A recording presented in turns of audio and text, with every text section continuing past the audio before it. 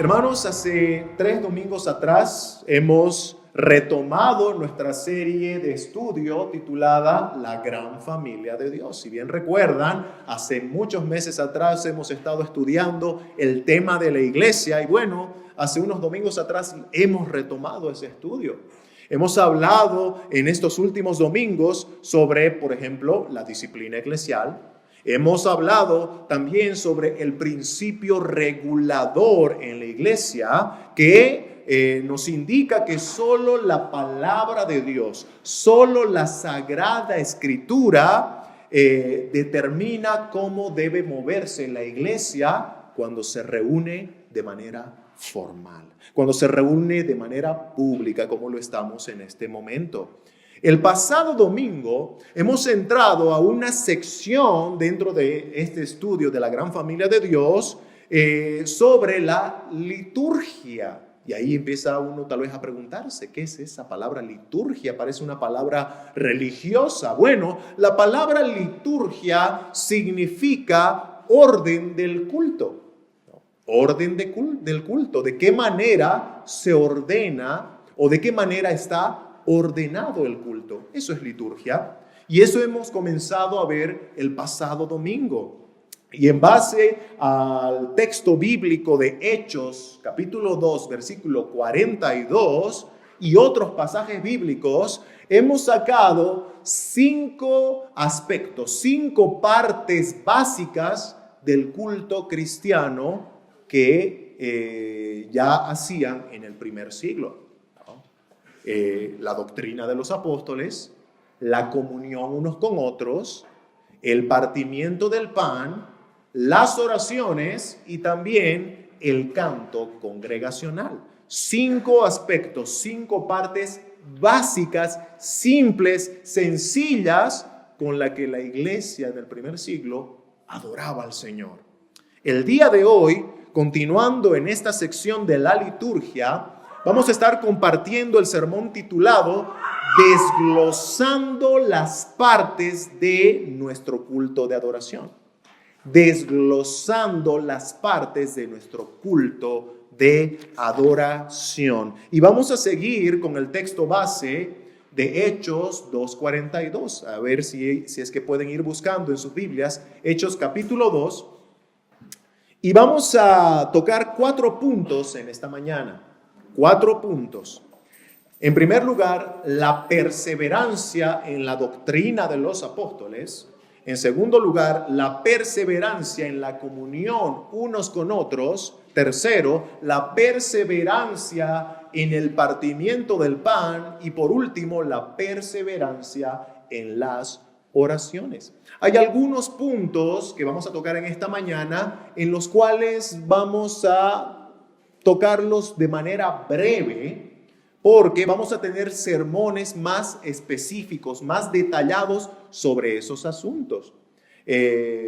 Por ejemplo, ese es el caso de nuestro segundo punto, que habla de la comunión unos con otros, que nuestro hermano Andrés va a tener el siguiente domingo un sermón exclusivo sobre el tema que vamos a hablar de manera breve el día de hoy sobre este punto número 2. También sobre el partimiento del pan. Ya tenemos un sermón en nuestras redes sociales, ya hemos estudiado sobre la cena del Señor de manera exhaustiva, entonces vamos a verlo de manera breve en esta mañana. El propósito de la prédica del día de hoy es que podamos apreciar de qué maneras aplicamos cada una de las partes de nuestro culto de adoración en esta iglesia local, y teniendo ese entendimiento de que el culto que realizamos es bíblico, es ordenado por Dios, entonces podamos darle el valor, el aprecio que el culto de adoración se merece. El texto de Hechos 2:42, que nuestro hermano César hacía mención en la lectura del pasaje de Hechos capítulo 2, ese texto está en el contexto del primer discurso de Pedro. Pedro había predicado el evangelio en el día de Pentecostés y hubo una conversión masiva de personas que caían por medio de la fe rendidas a los pies de Jesucristo. 3,000 personas en ese primer discurso, en esa primera predicación del apóstol Pedro. 3,000 personas. Y Lucas, que es el escritor del libro de los Hechos, nos da a entender que estos nuevos creyentes se organizaron, se ordenaron para reunirse formalmente como iglesia. Todo esto bajo el liderazgo de los apóstoles. Entonces, esa organización que nosotros vemos que hizo la iglesia se entiende cuando Lucas en el verso 42 dice, y perseveraban, ¿ubican? Hechos 2:42, perseveraban. Y como nos aclara, por ejemplo, más abajo en el versículo 46, esa perseverancia era en unidad, era en comunidad. No estaba hablando de que cada cristiano, después de que escuchó el evangelio, esos 3,000 se fueron por su lado y eran llaneros solitarios del evangelio. No. Tampoco se está refiriendo a que la iglesia hacía reuniones informales, improvisadas, esporádicas, sino que Lucas quiere mostrarnos que la iglesia se organizó y empezaron a tener reuniones planificadas, reuniones organizadas y constantes como iglesia, como lo describe el doctor Sam Waldron, de quien al inicio de este estudio, hace algunos domingos atrás, mencioné que utilizaba muchos de sus argumentos. Su libro se titula ¿Cómo pues deberíamos adorar? Y él dice lo siguiente sobre este punto. El versículo 42 describe los actos específicos relacionados con la adoración pública de la iglesia. Entonces, cuando leemos el versículo 42, debemos entenderlo como cuando la iglesia se reúne públicamente, formalmente, a adorar. No está hablando de un almuerzo de la iglesia, no está hablando de una reunión aparte de un grupito de la iglesia, no, sino de una reunión como iglesia organizada, formada o lista para adorar oficialmente y públicamente. Y eso nos lleva a algunas preguntas, ¿no?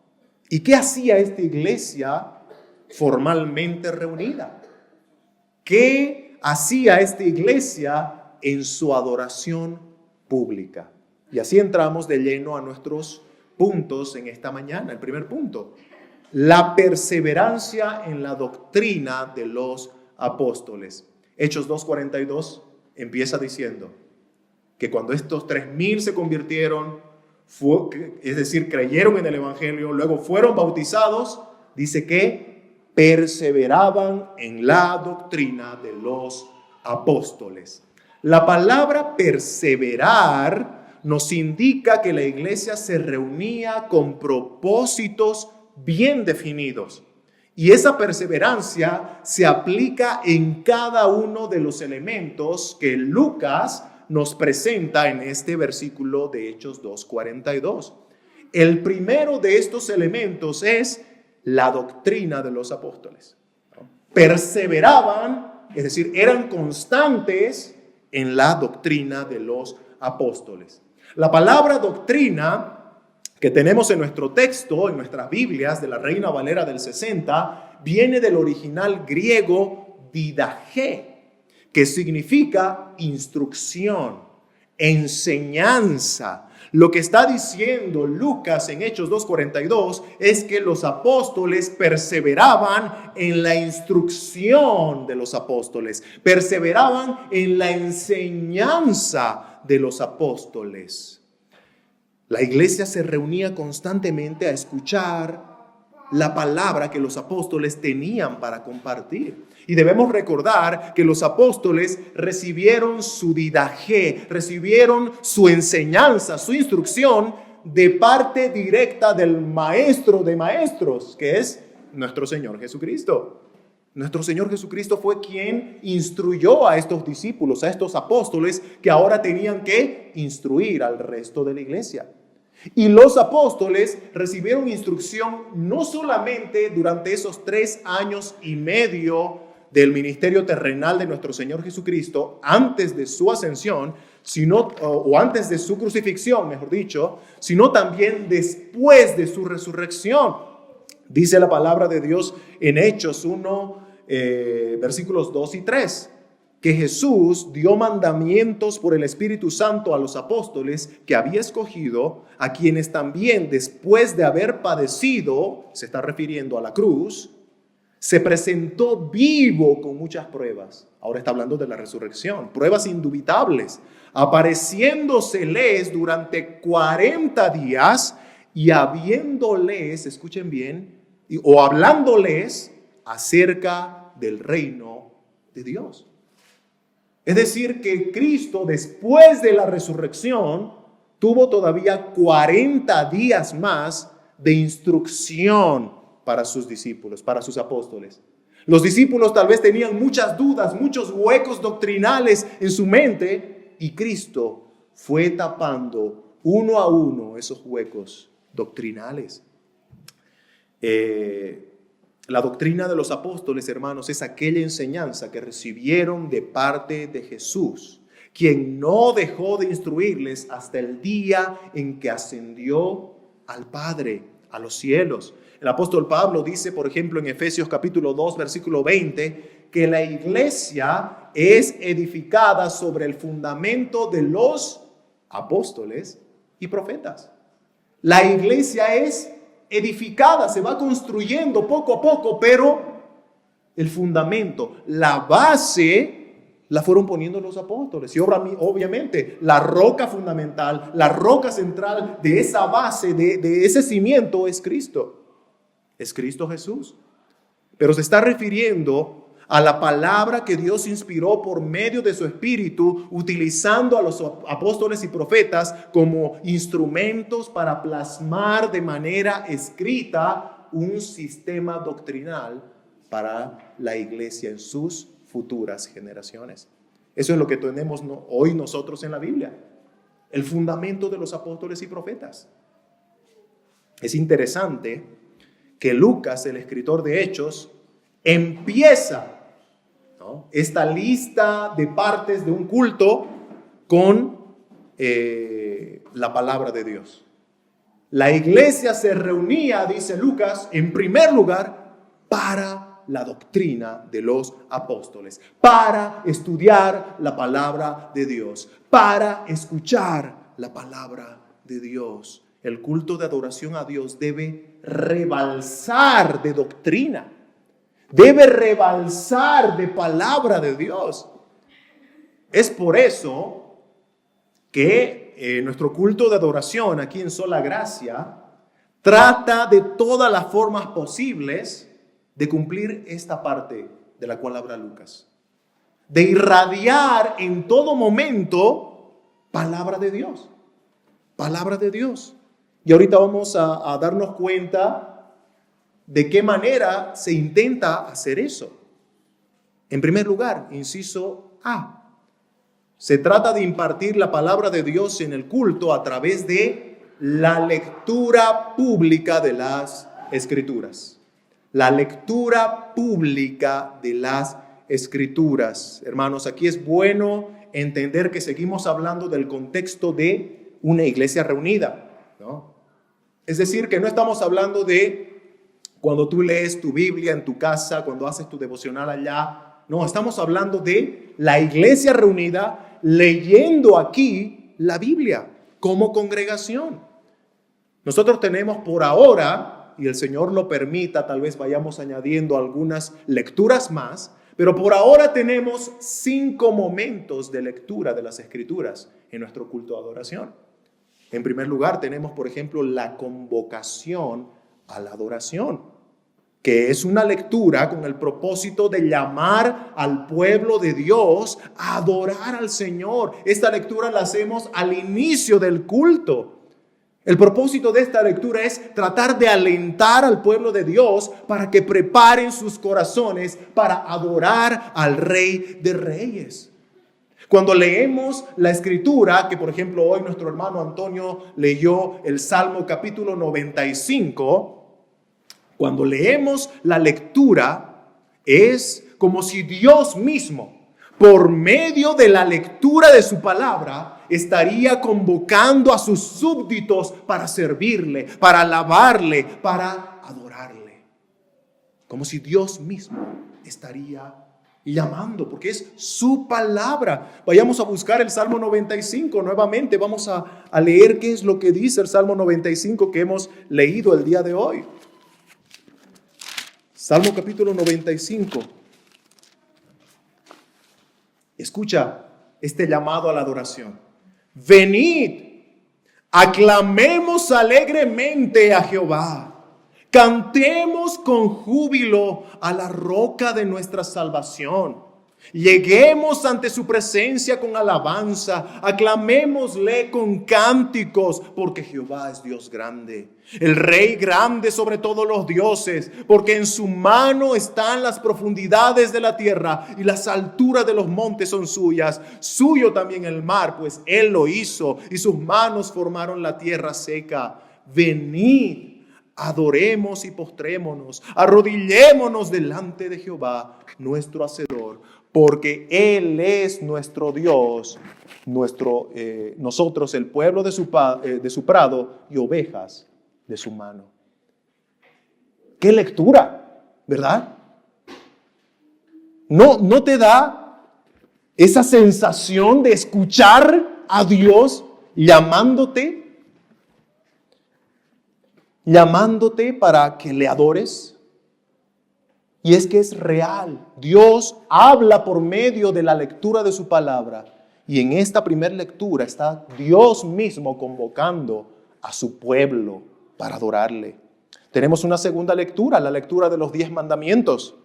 Y esta lectura tiene el propósito de recordarnos, en primer lugar, el corazón santísimo de donde salió esta ley santísima, que es nuestro Dios. Salió del corazón de nuestro Dios esa ley. De manera que cuando la leemos, nosotros debemos ser llevados a una autoevaluación de nuestros pecados. Debemos ser llevados al arrepentimiento de esos pecados y así clamar humildemente por el perdón de Dios. Tenemos otra lectura, la lectura y breve explicación de la confesión de fe. Y como nuestro hermano Andrés explicaba hace algunos domingos atrás, hablando sobre la confesión de fe y una iglesia confesional, hermanos, la confesión de fe es doctrina bíblica, es doctrina de los apóstoles ordenada por temas, ¿verdad? Nuestro hermano Andrés explicaba hace un momento, ¿no? El primer capítulo de nuestra confesión habla sobre las Sagradas Escrituras. ¿Qué es lo que dice la Biblia sobre la Biblia misma? ¿Y qué es lo que creemos nosotros que la Biblia enseña sobre ella?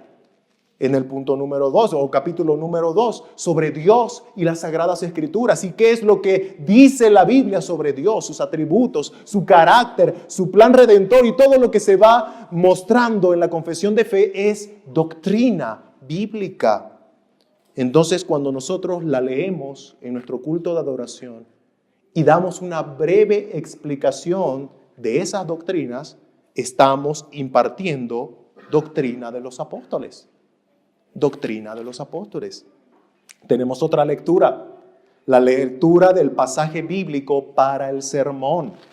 Y esta lectura del texto que se va a predicar en ese día tiene el propósito de darle a la iglesia una visión más amplia de lo que se va a predicar en ese día. Incluso aunque se vaya a predicar de un solo versículo, nosotros tratamos de hacer una lectura de todo el pasaje para poder entender más claramente ese versículo y no sacarlo de contexto. Queremos entender con más precisión qué es lo que Dios está diciendo en esa porción de las Escrituras. Tenemos también la lectura de la bendición final. Si algunos no se han dado cuenta, ahora tal vez lo van a apreciar mejor. Tenemos una lectura al final del culto y es una lectura de bendición. Normalmente leemos una combinación de la bendición sacerdotal de Números capítulo 6 mezclada con la bendición apostólica del apóstol Pablo de 2 Corintios capítulo 13 versículo 14. Esta lectura final de bendición, hermanos, tiene el propósito de consolar al pueblo de Dios, fortalecer al pueblo de Dios, recordarle al pueblo de Dios que son el pueblo del pacto inmutable de Dios, que son las ovejas del prado de Dios. Queremos recordarle al pueblo de Dios que son beneficiarios de las ricas bendiciones en Cristo, por el cual tenemos paz con Dios, seguridad de salvación y vida eterna. Oh, amados hermanos, la lectura de la palabra de Dios en el culto tiene que ser algo que alimente al pueblo de Dios. Tiene que ser algo que atribuya al desarrollo de este cuerpo local de cristianos. En Nehemías capítulo 8, versículo 8 y 9, vemos a los sacerdotes levitas y al sacerdote Esdras entre ellos, y leemos lo siguiente, ¿no? Ellos estaban leyendo la palabra de Dios a el pueblo de Israel que había estado volviendo después de 70 años de cautiverio. Y dice lo siguiente, Nehemías 8:8, y leían en el libro de la ley de Dios claramente y ponían el sentido de modo que entendiesen la lectura. Y Nehemías, el gobernador, y el sacerdote Esdras, escriba, y los levitas que hacían entender al pueblo, dijeron a todo el pueblo: día santo es a Jehová nuestro Dios, no os entristezcáis ni lloréis. Y escuchen por qué les decían esto al pueblo de Dios. Porque todo el pueblo lloraba oyendo las palabras de la ley. Hermanos, ¿se dan cuenta el efecto que tenía la lectura de la palabra de Dios en los corazones del pueblo de Dios? ¿Te das cuenta que la lectura de la palabra de Dios en el culto no es un simple elemento de relleno? No. Dios usa su palabra leída para martillar corazones endurecidos. Dios usa su palabra leída para arar el terreno que está duro como el camino y dejarlo listo para recibir la semilla y listo para ser regada por las aguas de vida. Eso hace la lectura de la palabra de Dios. Es una pena que muchos púlpitos se han convertido en escenarios el día de hoy, en plataformas de entretenimiento, y han dejado de lado la lectura congregacional de las Escrituras, olvidándose que esas Escrituras son las que santifican al pueblo de Dios. No el entretenimiento, el show, es la palabra de Dios. El Señor Jesucristo dijo en Juan capítulo 17, versículo 17, Padre, santifícalos con tu verdad. Tu palabra es verdad, hermanos. Cuando leemos la palabra de Dios al pueblo de Dios, estamos dándole algo que es fundamental para su santificación. Pero tristemente muchos han preferido el entretenimiento, el show, para darle espacio y abrir ya no una reunión cristiana de adoración dominical, sino más bien un show dominical, que probablemente te distrae, que probablemente como la golosina, como el dulce, te llena la barriga, pero que no te alimenta verdaderamente el alma. La palabra de Dios leída es alimento puro para tu alma. Así que los primeros cristianos se reunían para escuchar la palabra de Dios, la doctrina de los apóstoles. Y ahí también está incluido, inciso B, el sermón, la predicación. El sermón, hermanos, es la exposición de la palabra de Dios. Es el momento en el cual los ministros capacitados por Dios con dones de enseñanza, como nos enseña también la Escritura que deben ser capacitados, 1 Timoteo capítulo 3, bueno, estos ministros con el don de enseñanza explican la palabra y aplican la palabra, la Sagrada Escritura, para que el pueblo la reciba con mayor claridad, aquella voluntad divina. Hermanos, la palabra de Dios no es algo solamente para que entre a nuestra cabeza como una información trivial. No, la palabra de Dios tiene que bajar a nuestro corazón y tener un efecto práctico en nuestras vidas. Y el trabajo de los ministros del Evangelio, de los predicadores, de los pastores, es hacer que esa palabra, que en algunos aspectos tal vez es complicada de entender, sea entendible, sea más clara, sea más digerible. Oh, hermanos, el sermón no es el momento para contar chistes. El sermón no es el momento para que el predicador hable su propio pensamiento, sus propias ideas, sus propios sueños y metas. El sermón no es el momento en el que el predicador dice, bueno, voy a improvisar a ver qué sale, sin prepararme. No. Hermanos, el sermón es el momento final de un tiempo de preparación. Me gusta cómo lo explicaba alguna vez el pastor Paul Washer, ¿no? El pastor norteamericano. Él decía, los predicadores son como los mineros, ¿no? Aquí en Bolivia tenemos una gran comunidad de mineros, ¿no? Sobre todo por el sector de Potosí. ¿Qué hace un minero? Baja a las profundidades, excava, se ensucia, pero luego encuentra lo que estaba buscando. Encuentra aquel precioso tesoro y lo lleva a la superficie. Y los que no pudieron bajar por ese socavón, por ese hueco, pueden ver esas riquezas porque el minero lo ha llevado arriba, ¿verdad?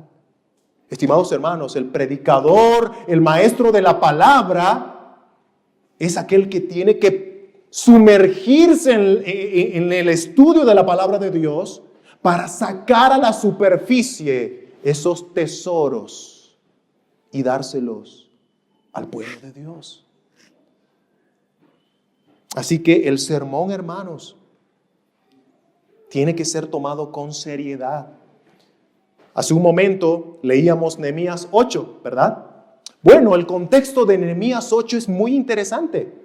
Esdras estaba abriendo la ley de Dios y leyendo la ley de Dios a un grupo de judíos que habían estado volviendo a Jerusalén en 3 etapas después de 70 años de cautiverio. Tenemos que recordar que los judíos fueron dominados y esparcidos por el mundo como consecuencia de haber roto el pacto que Dios hizo con ellos. Entonces fueron dominados, los judíos, fueron dominados por los asirios, luego por los babilonios y finalmente por los persas.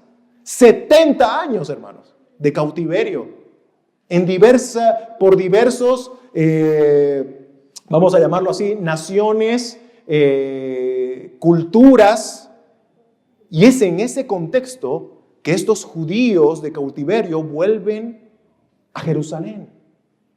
Y muy probablemente ellos habían olvidado su lengua natal de los judíos, que era el hebreo. Y muchos de ellos ya hablaban la lengua vernácula extranjera, que era el arameo. Así que no hablaban hebreo. Muy probablemente también estos judíos que volvieron después de 70 años del cautiverio habían olvidado o probablemente no fueron enseñados en las prácticas culturales de los judíos antes de ser esparcidos por el mundo antiguo. Entonces no conocían para nada su cultura judía. Así que cuando Esdras abre la ley de Dios escrita en hebreo y la lee al pueblo en hebreo, nos dice que los sacerdotes levitas hicieron de traductores. Pero no solamente de traductores, sino también de intérpretes de esa palabra que estaba siendo leída al pueblo. Estos sacerdotes levitas estaban traduciendo a un idioma entendible para el pueblo, pero también estaban explicándoles aquellos detalles bíblicos, culturales, de un contexto judío que probablemente esas personas desconocían. ¿Se dan cuenta? Nehemías 8:8 dice, y leían el libro de la ley de Dios claramente y ponían el sentido. Traducían y explicaban. Traducían e interpretaban. De modo que el pueblo entendiese la lectura. Hermanos, el sermón tiene el propósito de hacer más clara la palabra de Dios, no más difícil. Hace un momento yo, por ejemplo, utilizaba un término griego, ¿no? Didaje, que significa doctrina. Pero expliqué qué es lo que significaba, ¿verdad? Pero nos ayuda mucho a entender esa explicación breve que tiene que haber después de tal vez utilizar un término teológico o en el idioma original en el que fue escrita la Biblia. Tiene que haber una aclaración, algo que sea más bien de bendición para el pueblo y no que confunda más al pueblo, ¿no? Un predicador fiel busca eso con el sermón. Que el pueblo entienda claramente la Escritura y que sea la Escritura expuesta y que no sean dados al pueblo de Dios mis sueños, mis ideas, mis metas como predicador. Porque cuando la Escritura es predicada, estimados hermanos, los predicadores solamente somos voceros que tenemos el deber de proclamar la palabra del Rey del universo, que es Dios. Así que la doctrina de los apóstoles, la palabra de Dios, sea leída o predicada, no debe faltar por nada del mundo en nuestro culto de adoración a Dios. Y Lucas lo pone en primer lugar en su lista. ¿Se dan cuenta? Punto número 2. La perseverancia en la comunión unos con otros.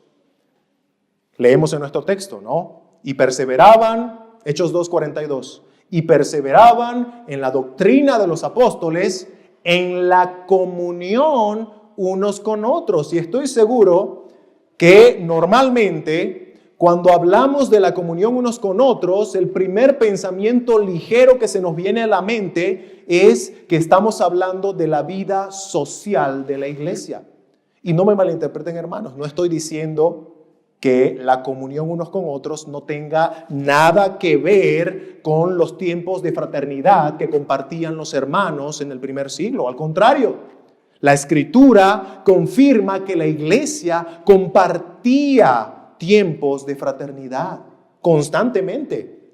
Si leemos, por ejemplo, Hechos capítulo 2, versículos 46 y 47, dice, y perseverando unánimes cada día en el templo y partiendo el pan en las casas, comían juntos con alegría y sencillez de corazón, alabando a Dios y teniendo favor con todo el pueblo. Y el Señor añadía cada día a la iglesia los que habían de ser salvos. Lucas, en estos versículos, está resumiendo cómo era la vida cotidiana de los primeros cristianos. Y no solamente nos dice que se reunían en la iglesia y ahí era donde se veían y punto. ¿Se dan cuenta qué es lo que sigue diciendo? Dice que estos cristianos abrían sus casas a los hermanos, se buscaban entre ellos, compartían su mesa con ellos. Entonces, hermanos, cuando hablamos de la comunión unos con otros, sí, en parte la iglesia, lo que Lucas está tratando de decirnos es que había una comunión de familia, no solamente de lejitos y que nos vemos los domingos 1, 2 horitas y chao, ¿no? No, hermanos, está hablando de que estaban unánimes, unidos, tenían una relación filial, cercana. Entonces sí, la comunión unos con otros tiene algo que ver con esos tiempos de fraternidad. Pero no es solo eso. Hay más. ¿No? Hay más que eso. Recordemos que Lucas, quien escribe Hechos 2:42, está describiendo, como ya hemos estado repitiendo, el culto formal de la iglesia reunida, ¿verdad? Esta iglesia que se había organizado para reunirse formalmente, de manera pública, para adorar. Lucas está en ese sentido mostrando que la comunión unos con otros era parte de esos elementos en donde incluía la doctrina de los apóstoles, el partimiento del pan, que es la cena del Señor, y las oraciones. Entonces, hermanos, la palabra que se nos traduce aquí como comunión nos da a entender que no era solamente el tiempo que tú compartías con tus hermanos. Había más. Esta palabra comunión viene del griego original koinonía, y estoy seguro que esta palabra te es más familiar. Koinonía, que efectivamente parte de su significado es sociedad, interacción, compañerismo, lo que estábamos hablando hace rato. La iglesia se reunía para conocerse entre ellos, apoyarse entre ellos, amarse entre ellos, fortalecerse, consolarse entre ellos, como una familia. Interactuaban, koinonía. Pero, hermanos, esta palabra, y sobre todo aquí los que saben, por ejemplo, quechua, saben lo rico que puede ser un lenguaje, un idioma en significado, ¿verdad?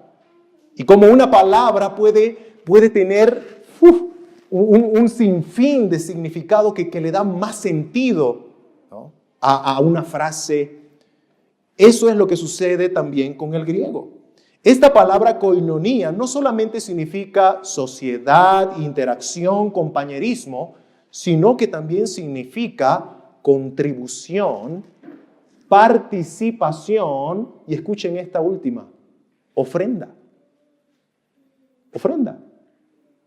Hermanos, esa palabra koinonía la usa el apóstol Pablo, por ejemplo, cuando le escribe a los romanos, en Romanos capítulo 15, versículo 26, y les dice: porque Macedonia y Acaya tuvieron a bien hacer una koinonía, una ofrenda para los pobres que hay entre los santos que están en Jerusalén. Luego Pablo le escribe a otra iglesia, a los Corintios, en 2 Corintios capítulo 9, versículo 13, y dice: pues por la experiencia de esta ministración glorifican a Dios por la obediencia que profesáis vosotros, Corintios, al Evangelio de Cristo, y por la liberalidad de vuestra koinonía. Y ahí se traduce como contribución para ellos y para todos. En este versículo de 2 Corintios, Pablo está hablando a los corintios, a la iglesia de los corintios, sobre una ofrenda que ellos se habían propuesto dar a la iglesia en Macedonia. Y utiliza nuevamente esta palabra koinonía. Hermanos, cuando Lucas habla de la koinonía unos con otros en el contexto que lo vemos en ese versículo 42 de Hechos 2, en el contexto inmediato del culto formal de la iglesia reunida para adorar a Dios, está insinuando que los hermanos compartían mucho más que solamente su tiempo fraterno. Lucas está diciendo que la iglesia, de manera ordenada, organizada y constante, adoraban a Dios compartiendo lo suyo con otros. ¿Se dan cuenta? No solamente comparto mi tiempo, comparto lo mío con mis hermanos. El doctor Sam Waldron, hablando de este mismo versículo y sobre esta parte de la comunión, de la coinonía, dice, en Hechos 2:42, la comunión, la coinonía es una referencia al dar de la iglesia. Cuando leemos Hechos capítulo 2, versículo 44 y 45, se nos está dando, igualmente que en el versículo 46 y 47, un resumen de la vida de la iglesia, ¿verdad?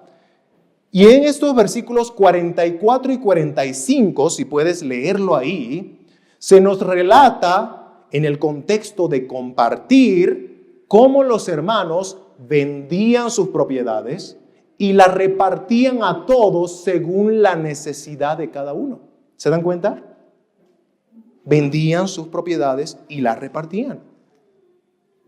Y si tú vas un poco más adelante en Hechos capítulo 4, versículo 34 y 35, ¿qué hacían estos hermanos cuando vendían sus propiedades y ya tenían, por ejemplo, lo que ellos tenían para ofrendar? Cuando tú lees en Hechos 4, 34 y 35, te das cuenta que esas ofrendas eran traídas a los pies de los apóstoles. Y los apóstoles se encargaban de repartirlas equitativamente. Más adelante, en Hechos capítulo 6, ya se delegó esa responsabilidad a los diáconos, ¿verdad? Pero hermanos, lo que estamos viendo acá es que Lucas no está hablando de ofrendas distribuidas por cada quien por su lado, ¿no? Ahora, ahí entre paréntesis tengo que aclarar, no está prohibido que si tú deseas ayudar de manera privada a un hermano, a una hermana con una ofrenda, que está prohibido. No, hermano, no está prohibido. Puedes hacerlo. Pero eso no tiene que ocupar el lugar que también tiene la ofrenda congregacional. Lucas está haciendo un énfasis en la ofrenda congregacional. ¿Se dan cuenta en qué contexto era que ellos ofrendaban? Traían a los apóstoles, ¿no? A los apóstoles. Es en el contexto de traer a los pies de los apóstoles que ellos ofrendaban. Y obviamente se da a entender que esto ocurría en el culto público de la iglesia, no a espaldas de la iglesia, ¿no? Entonces, hermanos, la iglesia perseveraba, era constante y era ordenada en la coinonía, entendiendo en este aspecto en su contribución, en su aporte, en su compartir lo suyo con los otros.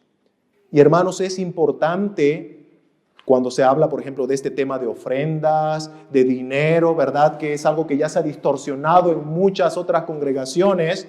Es importante hablar de orden, porque precisamente por falta de orden es que en muchas iglesias, tristemente, se da mal testimonio, ¿verdad? Y se habla de apóstoles, de pastores que se quedan con el dinero y que tienen jets y que ellos se enriquecen porque no hay orden, hermanos. Lo que nosotros vemos aquí, que Lucas nos da a entender, es que se ofrendaba con orden, con orden. Así entramos a nuestro punto número 3, la perseverancia en el partimiento del pan. Leemos Hechos 2:42, dice, y perseveraban en la doctrina de los apóstoles, en la comunión unos con otros, en el partimiento del pan. Este punto, hermanos, va a ser muy breve, como les decía al principio, puesto que ya hemos tenido una prédica completa para hablar sobre la cena del Señor, que es a lo que se refiere el término partimiento del pan, la cena del Señor. Si quieres volver a escuchar esa predicación, puedes entrar a nuestro canal de YouTube de la iglesia, ¿no? Iglesia Bautista Reformada, Sola Gracia, y buscar el sermón titulado La ordenanza de la cena del Señor. Y ahí vas a tener 1 hora y creo que 15 minutos de prédica sobre la cena del Señor, ¿no? Entonces, hoy no nos vamos a enfocar en todos los aspectos de la cena, pero lo que podríamos decir en esta oportunidad referente a la cena del Señor es que Lucas presenta la cena como una parte del culto de adoración, que es algo en lo que se perseveraba. La cena del Señor era algo en lo que había constancia. ¿Se dan cuenta? Perseveraban en la doctrina de los apóstoles, perseveraban en la coinonía, perseveraban en la cena del Señor. Hermanos, si la ordenanza de la cena del Señor es un medio de gracia, es decir, es una herramienta santa que Dios utiliza para contribuir al desarrollo espiritual de su pueblo, de su iglesia, para alimentar el sentir de gratitud de su iglesia hacia Dios por la redención que tenemos en Cristo, y a través de la cena del Señor también nos proyecta hacia aquel encuentro glorioso con nuestro amado esposo Jesucristo. ¿Cómo no vamos a perseverar en ella? ¿Cómo no vamos a ser constantes en celebrar tan hermoso medio de gracia y vamos a privar a la iglesia de este medio de gracia bendito? ¿Se dan cuenta? Si la cena del Señor es tan importante para el crecimiento espiritual de la iglesia, ¿cómo no darlo? La iglesia primitiva perseveraba, era constante en el partimiento del pan, obedeciendo la ordenanza de Cristo de hacer memoria de Él todas las veces que os reunáis. Y esta parte es tan importante, hermanos, como la palabra de Dios en el culto, la coinonía en el culto, como también lo que vamos a ver ahora en nuestro último punto, punto número 4, la perseverancia en las oraciones. Esta frase, hermanos, perseverancia en las oraciones, fácilmente puede hacer alusión a un tiempo prolongado de oración. Es decir, que la iglesia se ha organizado para reunirse constantemente con el propósito exclusivo de orar. Es de aquí, de este texto, que se desprende la idea de una reunión de oración, ¿verdad? Y es que, hermanos, la iglesia tiene tanto por qué orar. Tenemos que orar, y mira, todo lo que voy a mencionar está en la Biblia. Tenemos que orar por los gobernantes, ¿no? Por la salvación de ellos, para que gobiernen con sabiduría y que la iglesia tenga paz para predicar el evangelio con libertad. Tenemos que orar por los hermanos de la iglesia, por los santos, dice la Escritura. Tenemos que orar por los pastores, por el liderazgo de la iglesia. Tenemos que orar por las misiones, por los obreros que salen a plantar iglesias predicando el evangelio. Tenemos que orar por nuestros hijos. Hermanos, hermanas, tenemos que orar por nuestro esposo, por nuestra esposa. Si eres soltero, ¿estás orando por aquel que en algún momento quieres que sea tu esposo, tu esposa, que sea cristiano, que ame al Señor, que sirva al Señor? ¿Se dan cuenta que hay tanto por lo cual orar? Hay mucho por qué orar. Y por eso, hermanos, la iglesia debe apartar un tiempo exclusivo de oración. Hermanos, es nuestro anhelo que aquí en nuestra iglesia local empiece a abrazar con compromiso la responsabilidad que tenemos de orar como iglesia reunida, como iglesia congregada. Y que esa única reunión presencial de oración que tenemos cada mes, por ahora, porque no queremos que continúe así por mucho tiempo, pero esa única reunión presencial, hermanos, se convierte en algo constante, en algo de cada semana. Porque la iglesia tiene que orar. Tiene que orar. La iglesia primitiva, la iglesia del primer siglo, era constante, perseveraba en oraciones. Pero no solamente apartaron un tiempo para orar, ¿verdad? Sino que ahora, hablando, por ejemplo, del culto de adoración, la palabra perseverancia también hace alusión a que en el culto de adoración, las oraciones hacían rebalsar el culto, ¿no? Es decir, que en el culto de adoración, hermanos, si bien no nos las vamos a pasar orando, no significa que no deba haber oraciones. Tiene que haber oraciones. 1 Corintios capítulo 14, versículos 15a, nos muestra que el apóstol Pablo confirma la aplicación de las oraciones en el culto de los corintios. Dice Pablo en 1 Corintios 14, 15, ¿qué pues? Oraré con el Espíritu, pero oraré también con el entendimiento. Entonces, había oraciones en el culto de los corintios, solamente que los corintios desordenadamente lo aplicaban en su culto, ¿no? Se levantaba un hermano por acá a orar, se levantaba otro por aquí a orar en otro idioma que nadie entendía, y eso era un desorden, ¿no? Pero Pablo no les niega el orar, sino que lo hagan en orden y que lo hagan para edificación. Pablo dice que se haga todo para edificación, incluyendo las oraciones. Aquí, hermanos, en nuestro culto de adoración, tratamos de que cada momento de oración que tengamos sea de edificación para el pueblo. Sea de edificación para el pueblo. Tenemos, por ejemplo, nuestra oración inicial, ¿no? Nuestra oración al principio del culto. Y es una oración que tiene un propósito. Tiene el propósito de invocar el nombre de Dios, así como Cristo le enseñó a sus discípulos a orar. Padre nuestro que estás en los cielos. Es como decir, Señor, aquí estamos delante de ti. A ti clamamos. En esa oración inicial, invocamos el nombre del Dios a quien adoramos, a quien hemos venido a servir.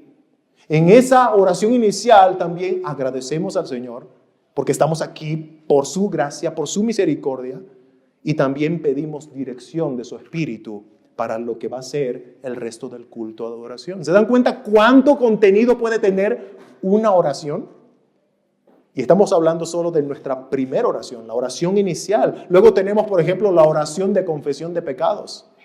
Luego de leer la ley de Dios, ¿verdad? La lectura de los 10 mandamientos, tenemos una oración privada, cada uno en su corazón en ese momento. Luego una oración pública en representación de la iglesia, pidiendo perdón por nuestros pecados. Hermanos, de esa manera es que nosotros tratamos que todos los que podamos estar adorando acá, lo hagamos dignamente. Lo hagamos dignamente. Tenemos también, mira, te das cuenta cómo, y yendo paso por paso, hay cosas que uno las deja pasar y no se da cuenta, ¿verdad? Tenemos también una oración para bendecir los símbolos de la cena del Señor. En esa oración nosotros bendecimos los símbolos de la cena del Señor. Pero también alabamos a Dios por su salvación, porque esos símbolos nos llevan a recordar y a ver la realidad de lo que esos símbolos representan, que es a Cristo nuestro Redentor. Recordamos su misericordia y su gracia para con su pueblo. Esa oración nos hace tener un sentido de pertenencia. Somos de ti, Señor, porque tú nos rescataste. Somos de ti, Señor, porque tú nos compraste. Y por último, tenemos también una oración final. Después de la lectura de bendición hecha por los ministros de la palabra, oramos. Oramos en tono de culminación del culto y rogamos que el Espíritu Santo nos ayude a retener todo lo recibido en el culto. Y hasta ahorita ya te has dado cuenta cuánto recibes en un culto de adoración, ¿verdad? Lecturas, palabra predicada, oraciones que tratan de llevar tu mente hacia Dios, meditar en Él. La cena del Señor, que es un medio de gracia que aporta a tu crecimiento espiritual. Todo lo que has recibido, estimados hermanos, en esta última oración, oramos, pedimos al Señor para que el Espíritu Santo pueda aplicarlo en nuestra vida, que nos fortalezca espiritualmente y también finalmente que nos proteja del enemigo a lo largo de esta semana. Porque el enemigo con sus dardos de fuego va a intentar con todas sus fuerzas que los hijos de Dios tropiecen, caigan, se desanimen. Así que le pedimos al Señor, Señor, protégenos con tu armadura. Oh hermanos, las oraciones no deben faltar en el culto de adoración. Y deben ser oraciones de edificación, oraciones con propósito, con sentido, no palabras huecas, vacías, automáticas, de relleno. Recordemos que debemos orar, hacer todo, incluso orar ordenadamente para edificación de la iglesia y para la gloria de Dios. Ahora, terminando al principio de esta prédica, yo les decía que uno de los propósitos que tenía con este sermón era que sepas por qué hacemos lo que hacemos en nuestro culto de adoración. Y ahora espero que conociendo más de cerca los detalles de nuestra liturgia, estés completamente convencido de que son bíblicos y que son mandados por Dios. Y por tanto debes apreciarlos y darles el valor que se merece. Yo te pregunto en esta mañana, ¿cómo impacta a tu vida saber, por ejemplo, que es Dios mismo quien convoca a su pueblo, quien llama a su pueblo al principio del culto para que le adoren? ¿Cómo impacta eso a tu vida? Es como, les voy a dar un ejemplo. Es como si tu hijo o tu hija te dijera en un día del padre o en un día de la madre, mamá, papá, hay un acto cívico en mi escuela en honor al Día del Padre, al Día de la Madre. Y yo voy a comenzar el acto recitando un poema que escribí para ti. Llegado el día del acto, el papá, la mamá, entre sus afanes y quehaceres, logra llegar por fin a la escuela y pregunta a uno de los oyentes que estaba ahí, ¿de qué me perdí? Y el otro le dice, tu hijo ya recitó el poema que escribió para ti. Hermanos, cuando Dios llama a su pueblo para empezar la adoración, es un momento muy importante que debes tratar de no perdértelo. Si tú eres parte del pueblo de Dios, esa convocación de Dios fue escrita y fue leída para ti. Y cada uno de los elementos que hemos visto del culto de adoración, la lectura de los 10 mandamientos, la lectura de la confesión de fe, el pasaje bíblico para el sermón mismo, son para ti, para tu edificación. Porque de esa manera, en tu desarrollo espiritual es que glorificas a Dios. Porque al final de cuentas, todas las cosas que hacemos son para la gloria de Dios. Pero estimados hermanos, debemos procurar poner todo nuestro empeño para aprovechar cada elemento del culto desde el principio hasta el final, con un corazón dispuesto, un corazón abierto y sensible al toque del Espíritu. Y el Espíritu Santo obra por medio de su palabra, por medio de su palabra.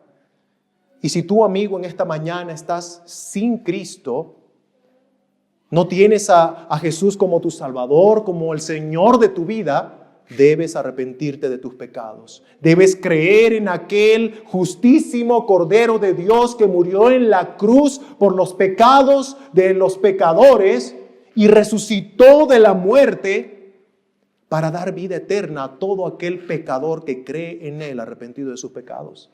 Cree en Él. La realidad de la adoración a Dios es que solamente es aceptable por medio de Cristo y nadie más. Y no importa si venimos a este lugar, pero si no tenemos a Cristo, no puedo llamarme adorador a Dios. Por más que cante alabanzas, por más que lea su Biblia, si no tengo a Cristo, no puedo estar adorando a Dios, porque solamente por medio de Cristo es que mi adoración es aceptada. Rechazar a Cristo es todo lo contrario a adorarle. Es despreciar a Dios. Es pisotear por los suelos su amor, su misericordia, su gracia. Por eso es que mi llamado en esta mañana es: cree en Cristo. Sin Él no hay adoración. Cree en Cristo, mi amigo, porque solo en Él hay perdón de pecados, restauración de vidas y vida eterna. Cree en el Señor Jesucristo y serás salvo.